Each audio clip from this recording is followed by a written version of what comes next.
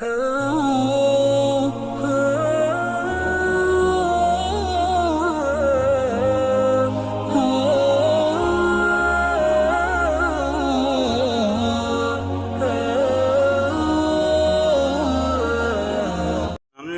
لوگ آزادی کا دن رسمی اور بے معنی اور لغو کاموں کے اندر گزار دیتے ہیں۔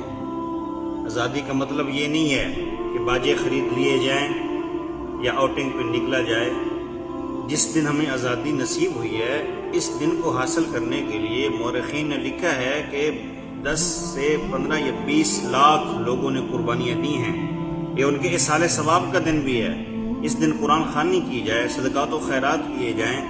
نعمت کا بہترین جو انداز ہے منانے کا، وہ اظہار تشکر ہے۔ اللہ کے حضور سجدہ کیا جائے، نہ کہ اہل محلہ کو تنگ کیا جائے، بازار بلاک کر دیے جائیں، شیطان کو خوش کیا جائے، خوش ہوگا۔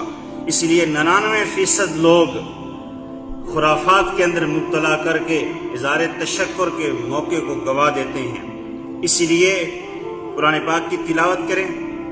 قرآن پاک کی تلاوت کے ساتھ جن لوگوں نے قربانیاں دی ہیں، ہمارے اسلاف نے، علماء نے، ہمارے اجداد نے، ان کے لیے اصالِ ثواب پیش کریں، تاکہ آزادی کے موقع پہ ہم یہ خرافات کریں گے تو قیامت والے دن وہ ہمارے گریبان پکڑیں گے۔ کیا ہم نے پاکستان اس لیے بنایا تھا کہ تم خرافات کے اندر مبتلا ہو جاؤ؟ پاکستان علماء اور اسلاف کے نظریے کے مطابق قرآن و سنت کی ترویج کے لیے بنایا تھا۔ یہاں نظام مصطفیٰ کے سویروں کو طلوع کیا جائے، نئی نسل کو آگاہ کریں کہ ہم آزاد کس لیے ہوئے ہیں، ہماری آزادی کا مقصد کیا ہے، پاکستان بنانے کی ضرورت کیوں پیش آئی تھی، دو قومی نظریہ کیا ہے، کون کون سی کمزوریاں ہیں جن کی وجہ سے بر صغیر میں مسلمانوں کی 1000 سالہ حکومت کو ختم کر دیا گیا تھا۔ عیاشیاں تھیں، عورتوں کی کثرت تھی، تعلیم سے روشناس نہیں تھے، دین سے دوری تھی، علماء کی بے قدری تھی۔ جو مغل بادشاہوں نے کیا ہے وہ کسی سے مخفی نہیں ہے۔ پھر نوجوان نسل کو بتائیں کہ انگریز نے ہماری تہذیب اور ثقافت اور نظام تعلیم کو کس طرح تبدیل کر کے ہمیں فکری طور پہ غلام بنا دیا ہے۔ پاکستان سے پیار ہے، اور بندے کو اپنے وطن سے پیار ہوتا ہے، اپنی مٹی سے پیار ہوتا ہے، یہ فطرتی چیز ہے۔ اس کو اپنے خاندان سے پیار ہوتا ہے، اپنی مٹی سے پیار ہوتا ہے۔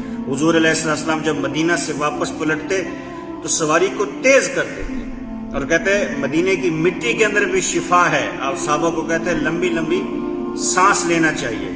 تو اسی لیے وطن سے محبت دین کا تقاضا ہے، ایمان کا حصہ ہے۔ بتائیں اللہ تعالیٰ نے ہمیں جو آزادی کی نعمت عطا فرمائی ہے، ہم دعا گو ہیں کہ پاکستان قیامت تک آباد و شاد اللہ تعالیٰ اس کو رکھے۔ پاکستان کے اندر نظام مصطفیٰ کے سویرے طلوع ہوں، پاکستان کو اللہ نظام مصطفیٰ کی بہاروں سے آشنا کرے۔ پاکستان کی جتنے ادارے پاکستان کی سالمیت کے لیے کام کر رہے ہیں، اللہ تعالیٰ ان کو بقا سالمیت عطا فرمائے۔